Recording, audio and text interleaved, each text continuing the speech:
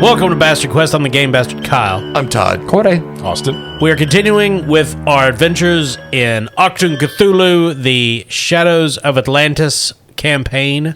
It's a 2D20 system RPG from Modiphius.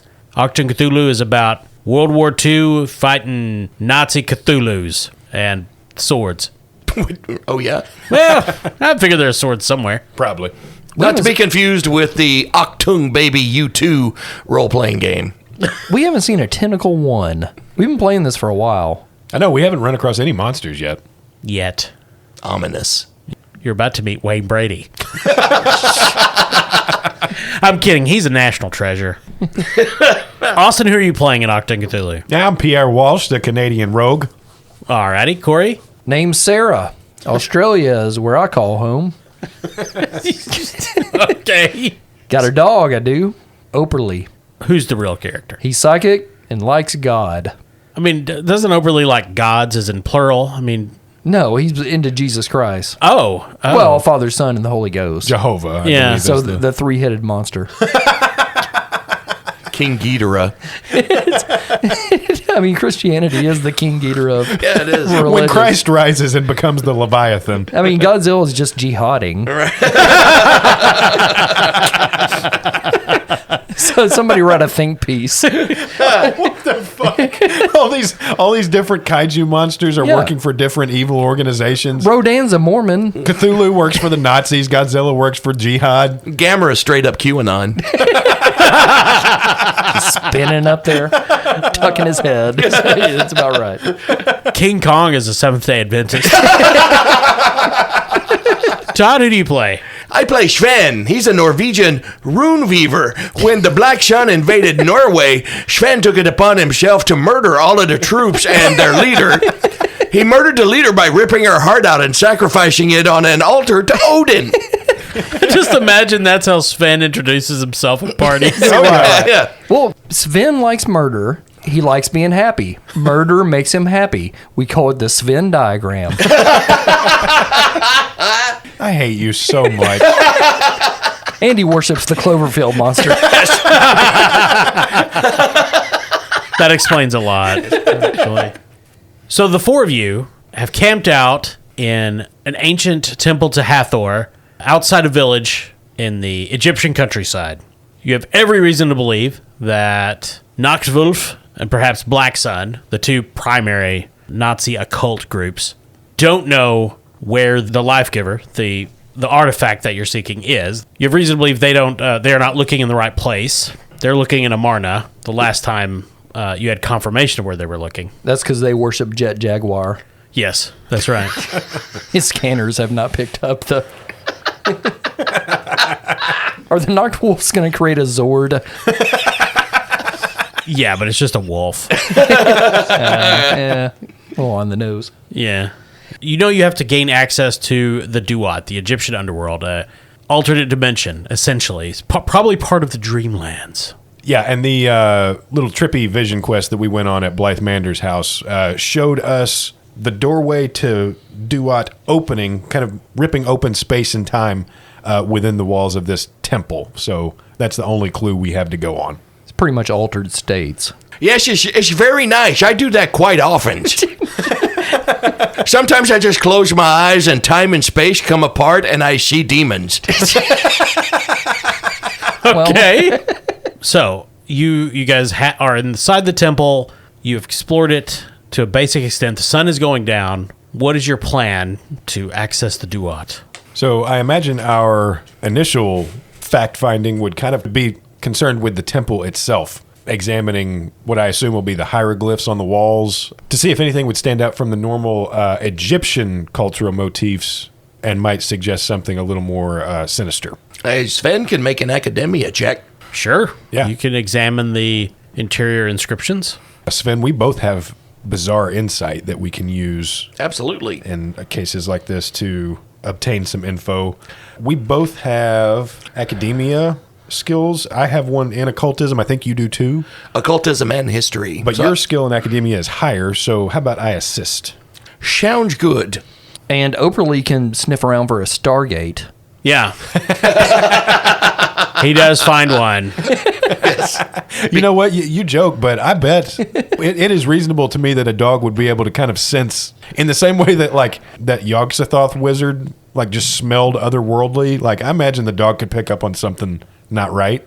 Right now, Operly is really worried about the goat herders on the other side of the small valley who are roasting some kebabs over an open fire. It's of great concern to him. Okay. Yeah. Sven has an academia of 5 and an insight of 10. So we're looking at a target number 15. And I have an insight of 11 and academia of 3. So I'm going to be trying to beat a 14. And that's a 10. All right. So if you get at least one success, Todd, then you'll get to count Austin's. So this is difficulty 3. So I need 2 successes, and my crit range is 5 and below.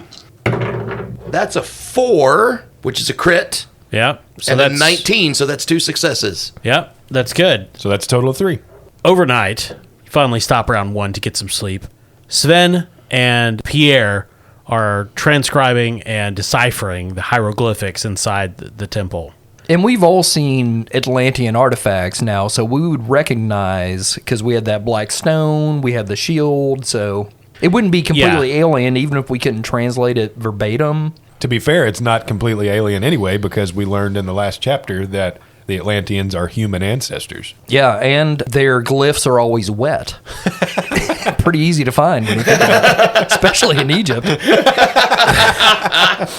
So you don't actually find any Atlantean script or any references to Atlantis. But what you do find is repeated themes about the opening of a door and occult means by which to open this door. And Sven is fairly certain that if he were to gather the right herbs from the surrounding countryside, some of the particularly blood red flowers, he could brew a tincture that would allow you to enter the Duat more easily. Now, this is not a Stargate. This is basically an out-of-body experience. Which is everybody... Are you guys familiar with the Dreamlands from the Cthulhu mythos? Yeah. Probably. Yeah, sure. So, Sven will need to spend probably a day or two gathering ingredients from around the area. God, I picture him prancing with a basket through the dunes. He is very excited. Operly bounding around him in circles. So, are Sarah and Pierre doing anything significant during the time it takes Sven to accumulate the materials he needs? Well, I think Operly can help him in this with his sniffing. Yes. Yeah, sure. Well, I assumed he was. That's why I was saying there's not going to be a roll. It just takes time. Okay, gotcha. I'll use insight and observation, and we'll say while Sven is going around gathering supplies and Sarah is tending to the camp, Pierre does kind of a security sweep around the temple to kind of watch out for any oncoming threats or to see if they are being watched themselves. Why does Sarah have to be the one to tend to the camp? Because woman? Oh, I thought you said you weren't doing anything. I guess not. I'll do whatever you tell me, my dick-having overlord. God damn. You know, Austin, it's not so much what you said, it's how you said it. Is it true? Okay, so Austin, yeah, you can roll to make a circuit of the grounds. Okay. That's going to be a total target number of 14 again. Just difficulty 1. Okay. That's an 8 and a 4. So 2 successes. So you can bank momentum. You don't find anything to indicate that there's been anyone in these ruins other than you guys for a while. You know there was a British organized archaeological effort here some months ago, but that was shut down the moment the war started. So Sven and Operly spend the next 2 days gathering the necessary ingredients. Sven... Giggling like a madman, prancing and cavorting. Yeah. Operly's into it. What's it sound like as Sven gathers flowers, Todd? He's singing like ancient Norwegian folk songs. My pink friend, you have moved me to tears with your ballad. Yes, it is a song of my people. Every night while they're out, Sven builds a fire and regales Operly with tales from his childhood and Norwegian folk ballads. So the first night you guys are there, some of the local shepherds aren't too far away from your fire listening to Sven. The next night they are far away. Word passes quickly around the village.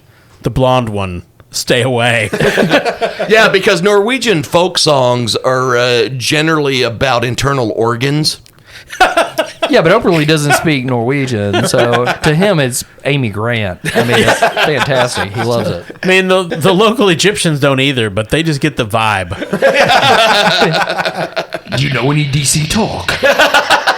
So finally, the concoction is ready. So you know a number of things. One, this will put you into a comatose state that you will be in for 24 hours.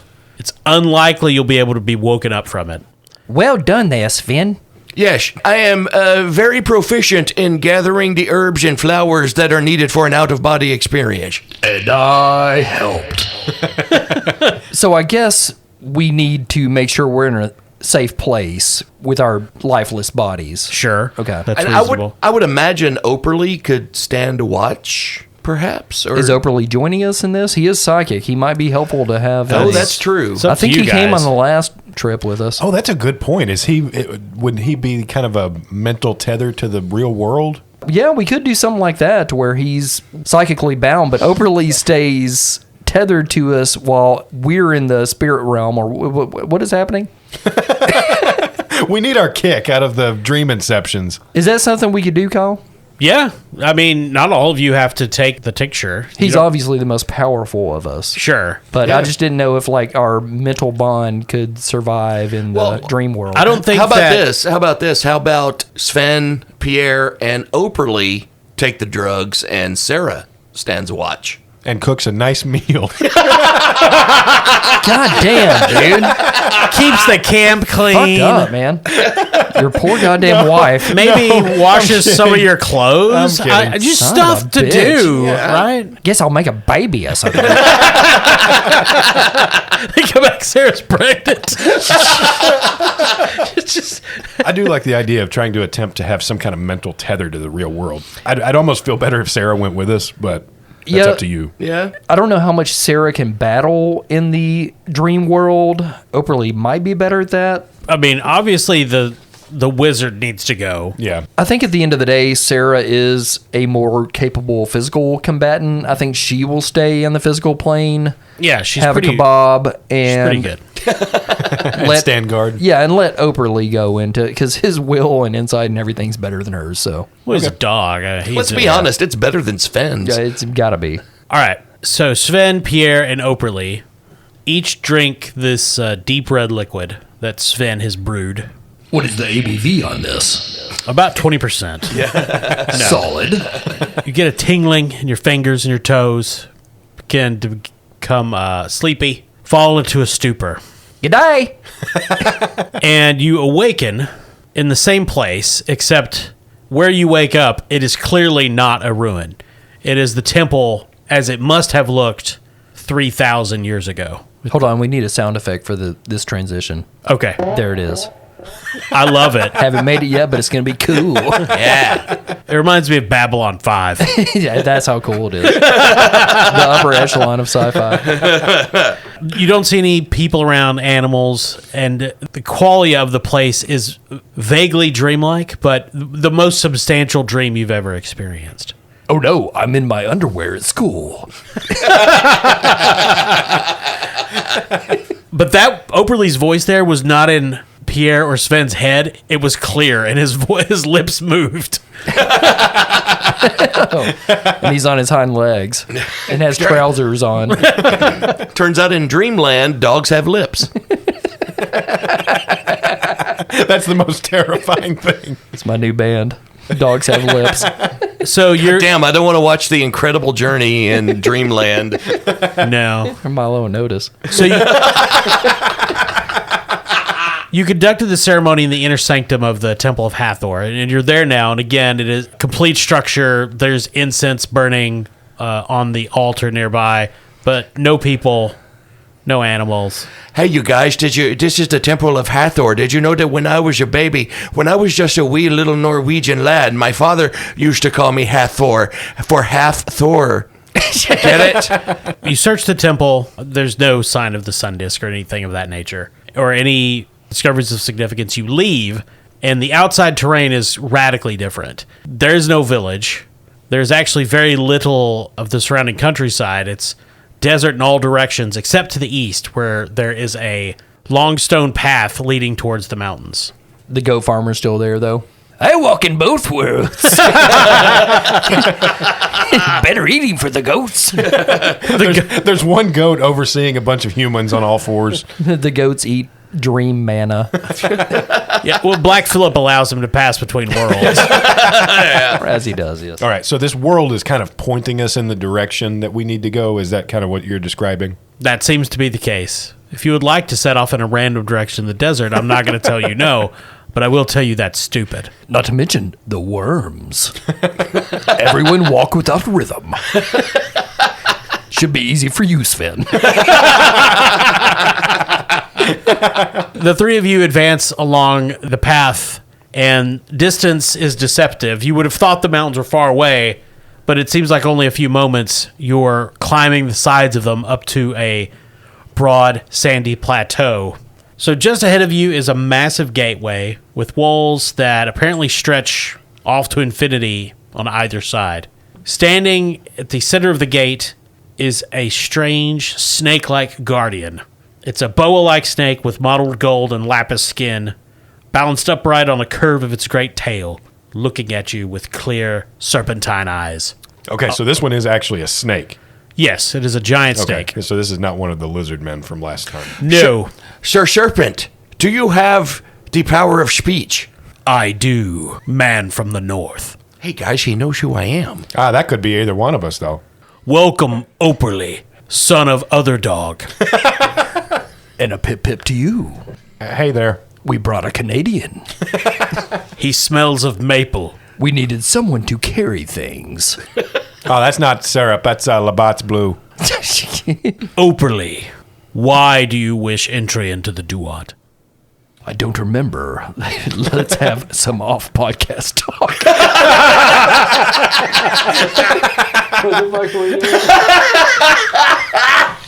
We seek a plate. Gray in color it is, but it glows.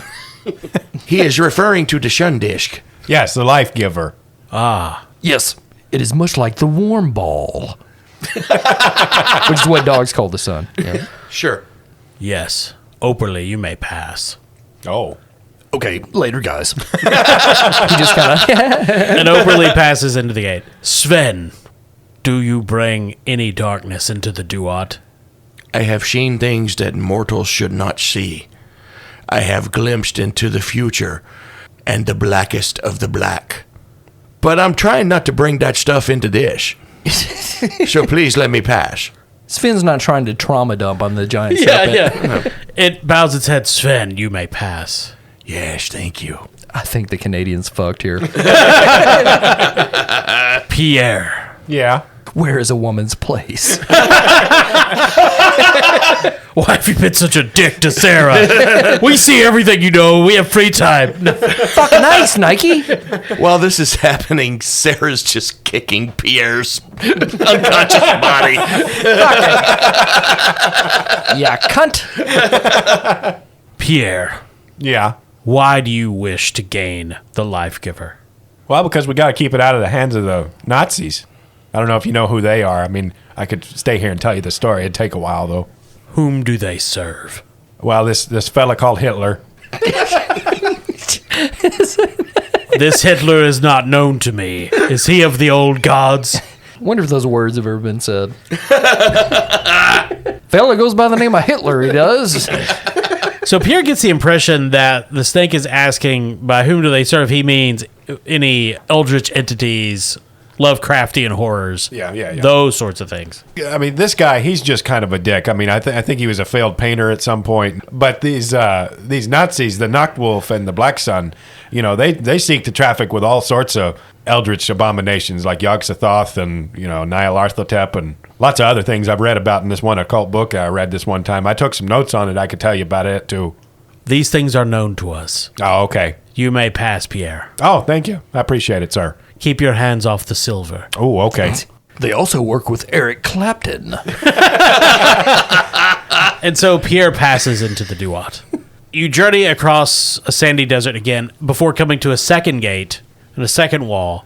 Hey guys, this isn't sand, it's fun dip. Everybody get a lick. So there is another snake guardian, but it sits at a table It just doffs its cap. Come on by, fellers. So the table is inlaid with ivory in a grid pattern, 3 rows deep and 10 columns wide. The legs have been carved to look like those of an animal, but none known to you. Sven can make an academia and reason roll, because Sven is the smartest.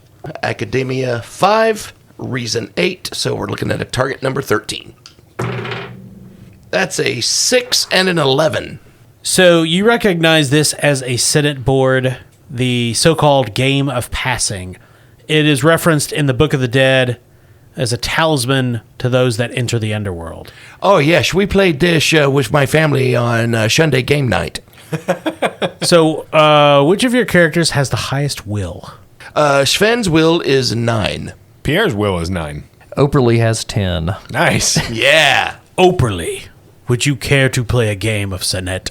Do you throw the table and I have to bring it back repeatedly? Because I like this game. No, but I shall explain the rules to you. So I do like how they call out in this book, somehow, without hands, the Guardian places the playing pieces on the board, and I don't think they anticipated that the person the Guardian was playing against would also not have hands to move the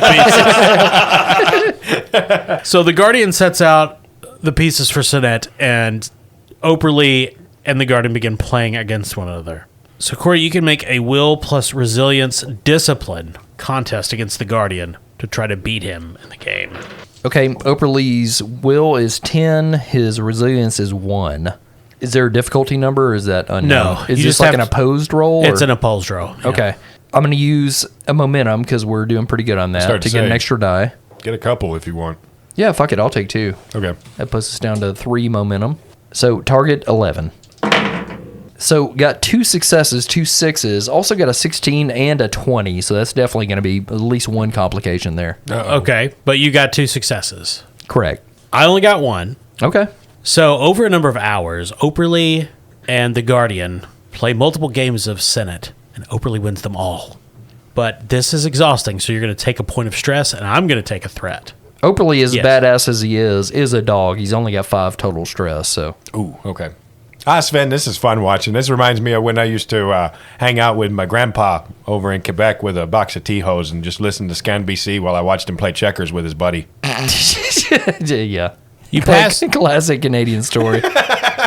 you pass through this second gate, and then you pass through 2 more gates, both guarded, but there are no additional challenges. Finally, you reach a 5th gate that does not lead to yet another featureless sandy plateau, but into an oddly decorated low room. It's guarded by snakes, but they're like those British snakes that don't move, and you want to try to make them laugh and shit. Yeah.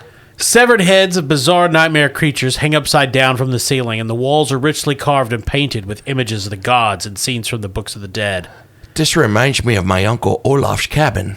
Who went on to Norwegian public television to create a wonderful television show called Captain Olaf. Olaf. Movie watching for children. Yes. So Pierre and Sven recognize this as the Judgment Hall of Osiris. In the center of the hall is a raised stone dais on which rests a large set of balance scales. This is no doubt the scales on which the hearts of the dead are weighed by Mott. To either side of the scales is a large grotesque figure of a monster, the fearsome Amut, the eaters of the dead, the head of a crocodile, the mane and forelimbs of a lion, and the hindquarters of a hippopotamus. But they are still and seemingly sleeping when you enter. Like standing statuesque. Yes. All right, so what does this mean, fellas? Are we going to have to trade something for the disc? So on one pan of the scales rests a large brown ostrich feather. The other pan is decidedly empty. The door beyond is barred.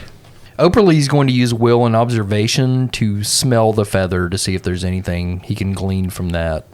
Everything to Operly in this place is smelled strange and different, and it does not smell like any feather he's smelled. Pierre is going to use Bizarre Insight to generate 1 threat to obtain info, and he leans in, kind of investigating the dais and the scales, and with the little cultic knowledge that he has gathered, is able to discern something about the challenge before them.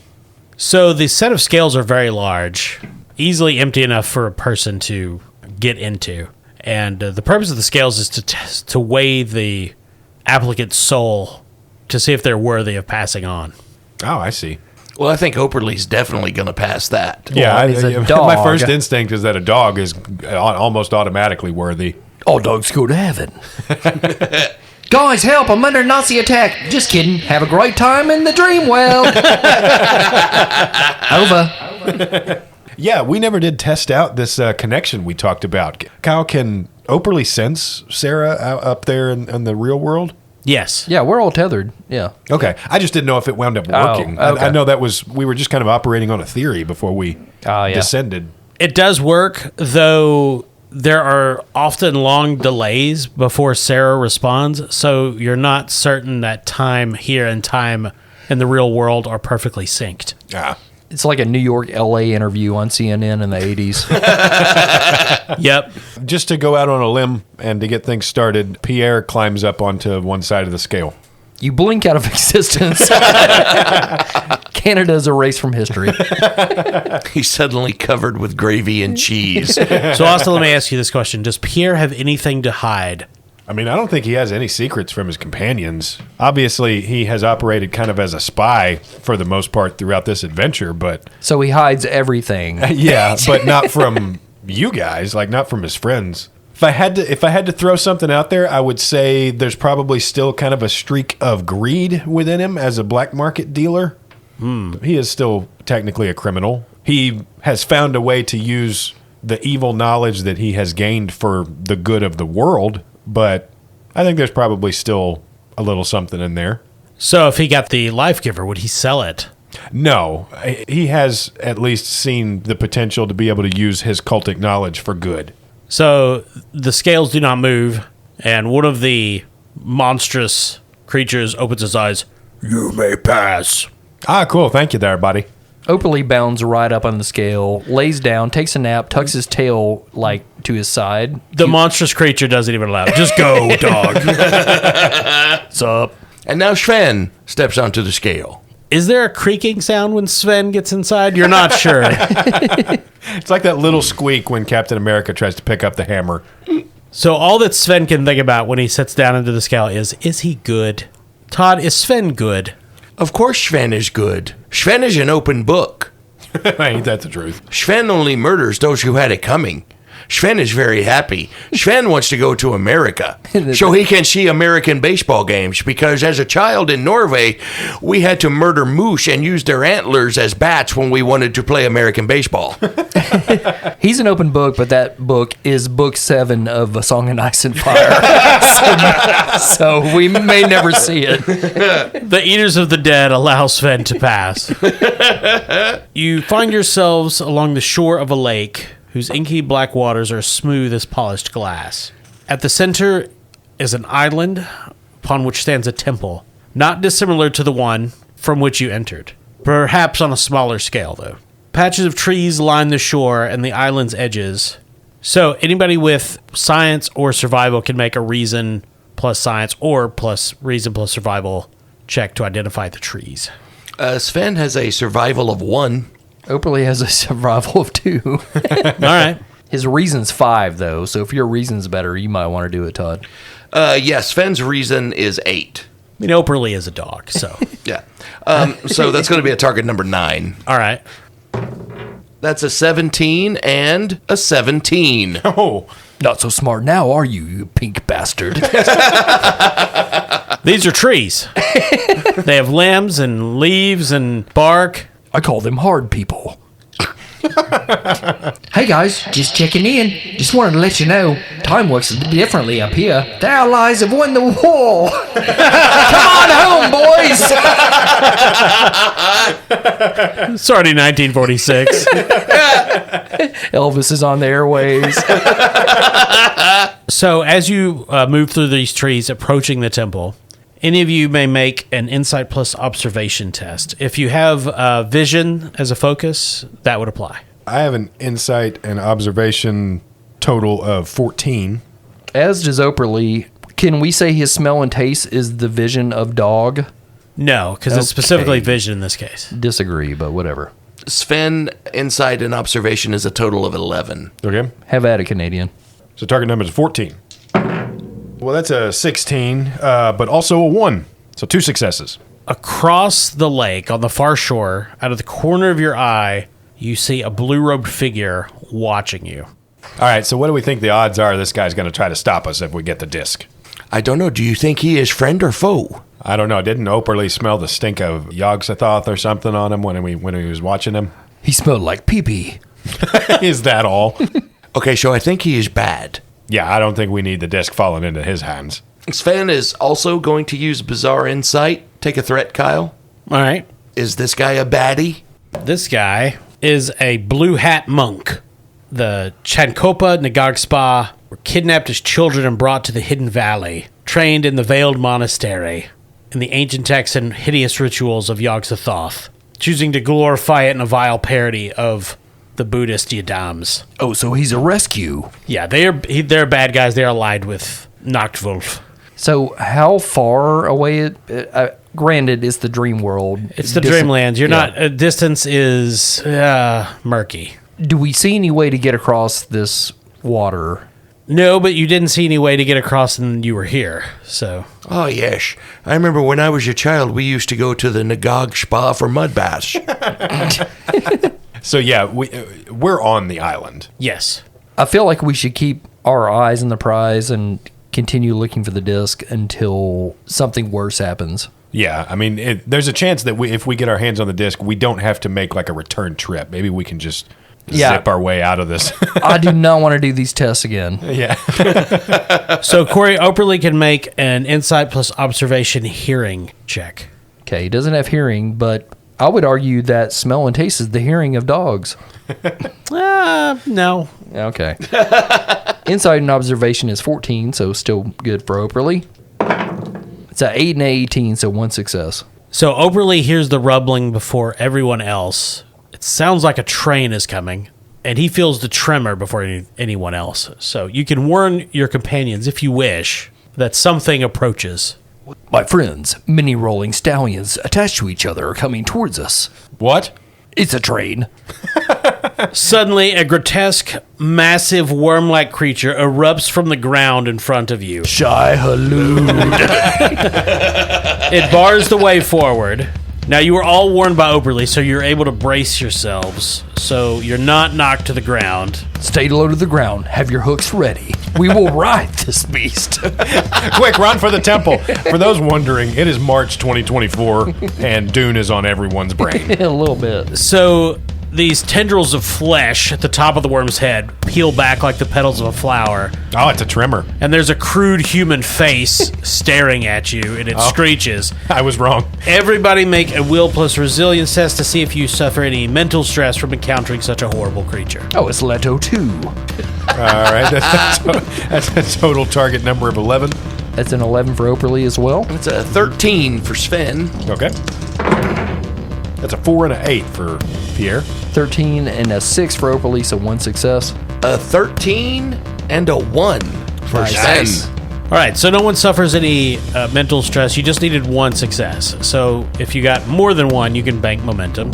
Yes. Okay. Or you can ask a question about this creature. All right, quick, everybody, run for the temple. And I'll spend 1 momentum, Kyle, to balance out the threat that you would generate and use Bizarre Insight to know something about this creature. This is a Pep Apophis, the final gatekeeper. Oh, well, I'm a dog. It's fine. That's So- worked thus far. So specifically, not an agent of this blue magi on the shore. No, but- he's just protecting for the powers of good, I would imagine. Yes, this creature was mentioned in the inscriptions in the Temple of Hathor. Gotcha. That Pierre and Sven translated. all right. And you recall, he must be bound in chains to be successfully restrained for entry into the temple. Who's got change? I do not have chains, but if you look in my backpack, you will find a leash. Will that work, Kyle? It's tiny chain. So, Corey, if you spend momentum, you will have what you need to deal with a Pep Apophis. Okay, so we'll spend that momentum to make sure that we've got a chain leash in Operly's backpack. So, Pierre opens Operly's backpack, and chains are just pouring out of it. Ah, there, good boy. I have such wonderful things to show you. Who wants to go first? Oberly's busy. Yeah. Sven will go. Birthing chains. So to attempt to ensnare a Peppapophis with a chain, you must make a brawn plus fighting test. If you have melee as a focus, that can apply. I do not. Oberly's pretty good at brawn plus fighting. Brawn 7, fighting 2, so that's a target number of 9. Oberly has 14 in those stats. So here's what I'm thinking, guys, and this is really fucking stupid, so you don't want to do it. Okay. I'm thinking about clipping one of these chain leashes to Oberly's collar and letting him do some running around, hop up on the peptic ulcer, whatever. What is it? Peppapophis. A Peppapophis. Using that as an assist for Pierre to try and get it wrapped around him. Okay. I mean, I did say last episode he might be the Kwisatz Haderach, and that is coming around again. All right. Kyle, is it too much to ask for Pierre to be the one to assist here, or do I need to make the major role and Corey is assisting? Well, I think Oberly is the one in the most danger, so he should be the main one attempting the test. Okay. I mean, that makes sense to me, as long as that's cool with you, That's Kyle. fine with me. Okay. So then Pierre is just going to assist with his coordination and fighting to try and lead the chain on as Oberly hops up on the worm creature. Hey guys, just checking in. We're fighting the North Koreans now. Take her easy. Sven is reminiscing back to a time in his childhood when he caught a bunch of worms and dissected them on a tray and gave that to his mom for Christmas. Aw, I love a Norwegian Christmas. All right, so coordination and fighting is a 14. That's a 9, so 1 success. Okay, brawn and fighting for Oberly is 14. He's got a focus of get 'em Oh, yeah, that definitely in applies. fighting. 4 and a 15, so he got 1 success. All right, so a total of 2. So one of the chains is lashed over a Peppapophis. Some of him is restrained. He cries out. It lurches out, striking with its mind. Sven remembers cutting up those worms, and in his memory, they all suddenly transform into smaller Peppapophises and surge toward him, biting his fingers. But what hurts most of all is the memory of his mother saying to Sven's father, Jorg, there's something wrong with the boy. I know his nipples are so pink. I don't understand. So I rolled a 1 and a 2. Oh, god damn. Yeah. So 5 total damage. Todd, do you have any mental defenses? Mental armor? Like courage or... I have 2 courage. So the Pierce 2 on its fearsome attack is activated. That is not counted. So you take 5 stress, Oh, that's an injury. which is an injury. We'll call haunted by the worm. I think that's kind of redundant at this point for Sven. Honestly, this is every waking dream I've ever had. It's back to you guys. So Todd or Austin can go. Sven, you want to take a swing at her? Yes. So was that physical or mental damage? What was that? Mental, yeah. I hate to break it to you guys, we're all mentally linked, and one of the drawbacks of Oberly's psychic abilities, if we're all mentally linked, the rest of us take half the damage in that. Okay. Nice. Which rounds up to 3 in this case, right? I believe, unless we have courage to... Oberly has 1, he has more if he's with Sarah, but he's not with Sarah. Yeah. So I've got a semi-cool character, but it's too much to ask for that he would also have either armor or courage, so I don't have that. Well, a Peppapophis has piercing on his mental attacks. So that courage means nothing. Yeah. Yes. So Austin and Corey take 3. Whew. Fuck, Sven, what's up with your mom? we just all see the vision. He's got his mom's face. So Okay. Oberly has 1 stress left. Okay. Sven is going to attempt the chain, All right. and it's brawn and fighting. Yep. All right, that's a target number of 9.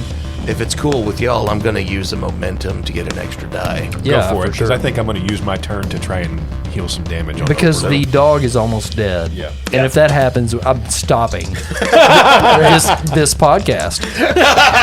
No, that's fair. It's my computer. Sure. I'm taking it home, and I'm not hanging out with you guys anymore. Sven's brawn and fighting is a target number of 9.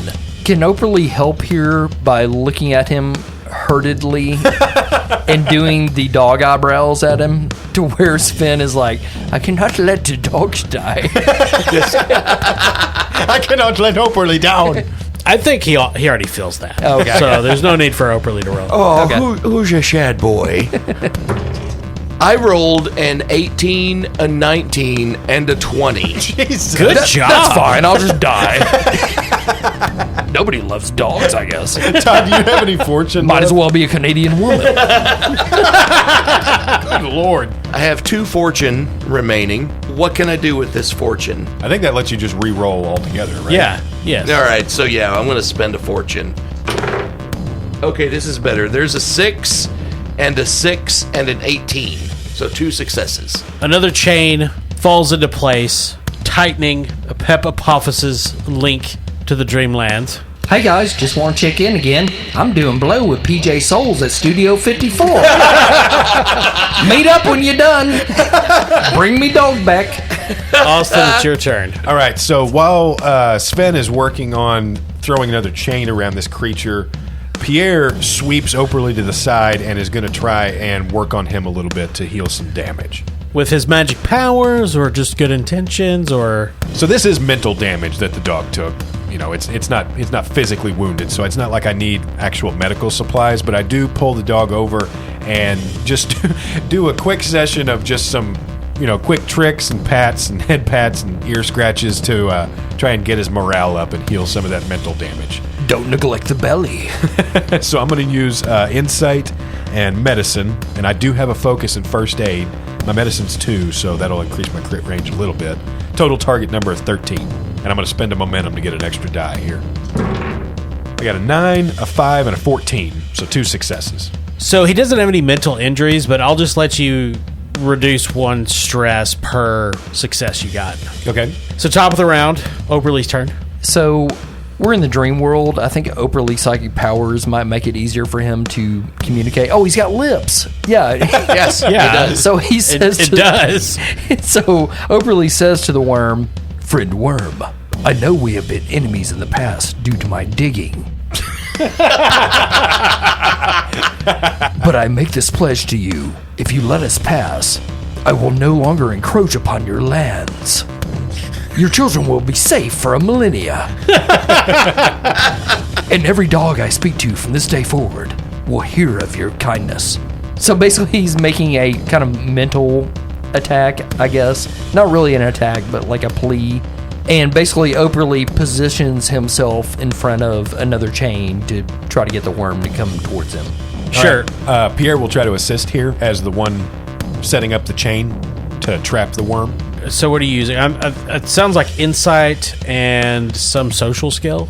So could we say insight and survival? Survival being a little more like clandestine in this, but he's trying to survive, but using insight to trick him to survive.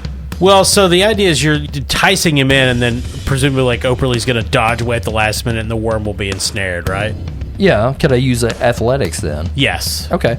Insight plus athletics. Okay. And then I will help with coordination and fighting. That's target number 14. Okay. Okay. That is a 6, so 1 success. Okay, insight and athletics is a 13 for Operly. Alrighty. It's a 6 and a 17, so 1 success, so total 2 successes. So this mention of destruction of his children to the furry paws of a dog enrages the worm. And he lurches forward right into the waiting trap. So you guys have 3 chains on him now? Yeah. But he is close enough to strike at Operly with the jaws of his human mouth. Oh, no, move, dog. So for each chain that you've attached to him, it increases the difficulty of his physical skills by 1. So normally he would have hit you, but no, he did not get enough, because right now he's got +3 to his attacks. So Operly is inches away from this huge human face, chomping and trying to snap at him. Really probably an eye-opening moment for Operly. Usually it's the opposite. This is how I feel when I'm at a patio door and a cat is outside. So Todd or Austin, you guys can take your turn. You just need 2 more chains. With 5 chains, he is restrained. Okay, Sven will try to chain. Let's see, what is it? Fighting in brawn? Yup. All right, target number 9. That's a 16 and a 19. I'm going to spend my last fortune. Dun dun dun. Oh, that's a 5 and a 19, so 1 success. 1 success. Okay, so the 4th chain is thrown over Epipophous's wormy, fleshy protuberances. And Pierre vaults over the worm with the last chain, trying to snatch it down and cinch him into place. All right. I'm going to be using coordination and fighting. Hey guys, hope everything's going great. I'm Reagan's Minister of War now. Well, gotta go. Nancy's blowing the Supreme Court. Oh, Nancy. Oh, shit. Target number 14. Oh, what a way to end it. I rolled a 1 Hey. and a 20. Oh. Oh, You 2 successes. You secure Epipophos. He shrieks and is drawn down into the earth. And you also twist an ankle. Oh, no. So you take a stress. The doorway into the temple is opened. You can see golden light shining out. We cut to Sarah on the surface. The three, Operly, Sven, and Pierre, have been asleep for about 12 hours at this point. Sarah's making a slow circuit around the temple. It's the middle of the night. In the distance, on the road, she sees 2 trucks approaching. As they get closer, these are clearly military vehicles.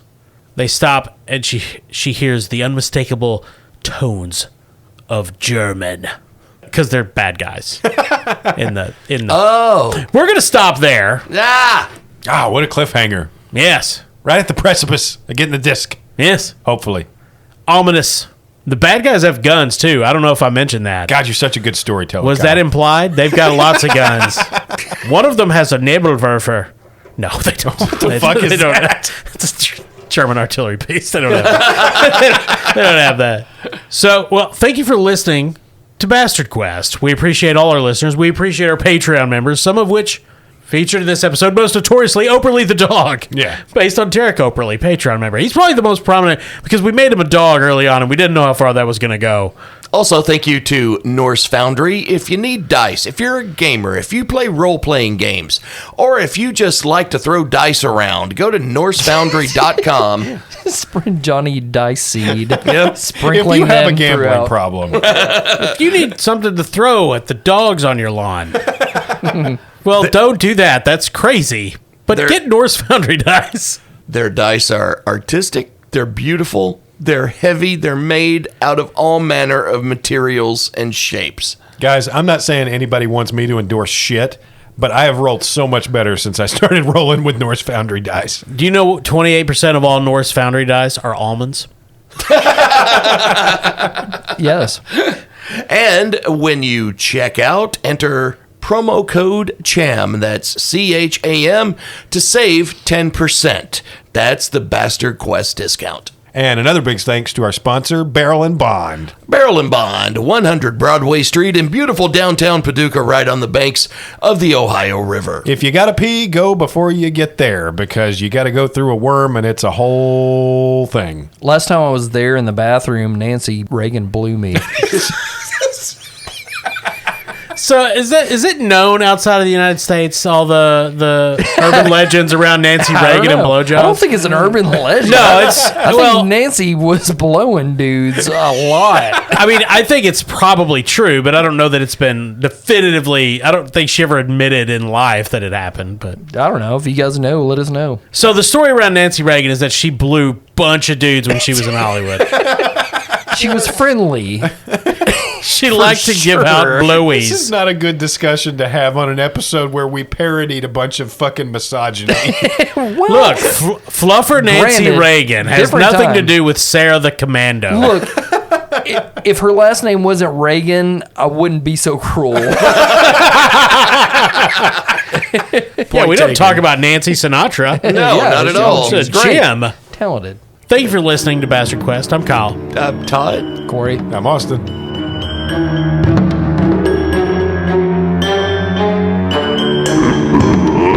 Ordentlich, aber ich bin aber ich